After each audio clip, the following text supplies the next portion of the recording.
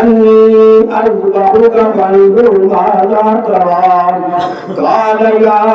أبت افعل ما تؤمر ستجدني إن شاء الله من الصابرين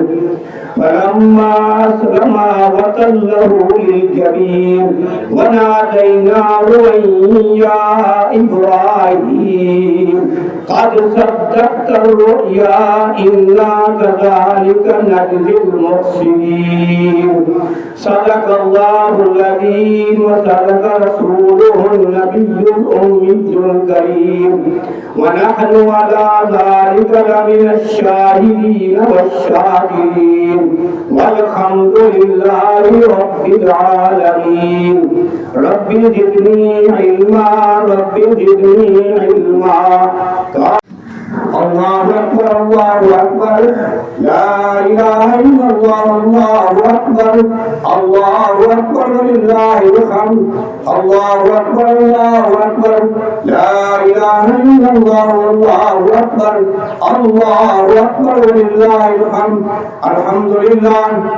لله الذي هدانا لهذا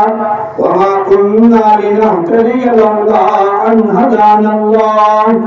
ونشهد أن لا إله إلا الله وحده لا شريك له ونشهد أن سيدنا ومولانا محمدا عبده ورسوله أما بعد فأعوذ بالله السميع العليم من الشيطان الرجيم بسم الله الرحمن الرحيم وإذ يرفع إبراهيم القواعد من البيت وإسماعيل ربنا تقبل منا إنك أنت السميع العليم ربنا وجعلنا مسلمين لك ومن ذريتنا أمة مسلمة لك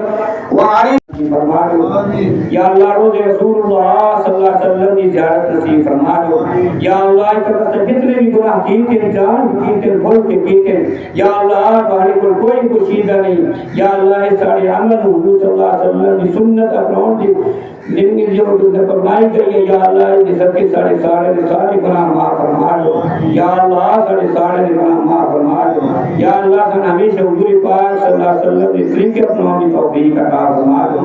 या इलाही आमीन ऐसे जितने भी मुसलमान दुनिया को सब हो गए या अल्लाह उन्हें बख्शी फरमा दो या अल्लाह उन्हें दर्जात बुलंद फरमा दो या अल्लाह उन्हें अज़ाब के कब्र को महफूज फरमा दो या अल्लाह सब जन्नतुल फिरदौस के अंदर आला मकाम अता फरमा दो या अल्लाह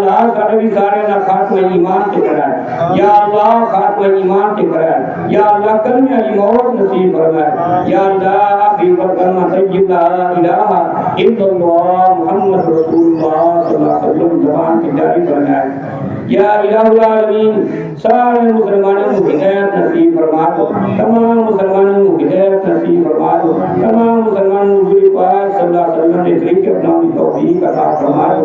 या इलाहुल आलमीन तमाम